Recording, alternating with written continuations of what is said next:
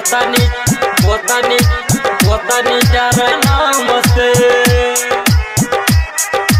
गोतनी गोतनी DJ Kanchan Raj, DJ Kanchan Raj, DJ Kanchan Raj, Neem Chowk Chausima Vaishali. Recording by Dhamal music. गोतनी जरै छा सैया तोरा हमरा नाम से, गोतनी जरै छा सैया तोरा हमरा नाम से। अपने खाता पर पैसा भेजी हो गांधी धाम से, अपने खाता पर पैसा भेजी हो गांधी धाम से। गोतनी जरै छा सैया तोरा हमरा नाम से।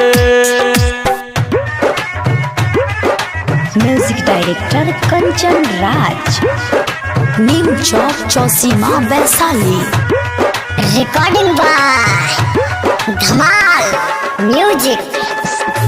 कोनो सतिनिया के रही हो ने बात में, ड्यूटी करे छो सैया रोजे रोजे रात में, रोजे रात में, रोजे रोजे। हाँ हाँ हाँ कोनो सतिनिया के रही हो ने बात में, ड्यूटी करे छो सैया रोजे रोजे रात में।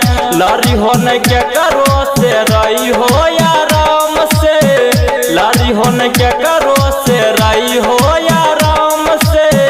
अपने खाता पर पैसा भेजी हो गांधी धाम से, अपने खाता पर पैसा भेजी हो गांधी धाम से।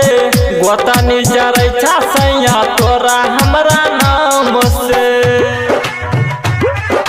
Music director Kanchan Raj, Neem Chowk Chausima Vaishali. Recording by Dhamal music. दियाद गोतिया लड़ई रहा तोहर बाप हो, सरपंच मुखिया जी करीन साफ हो, करीन साफ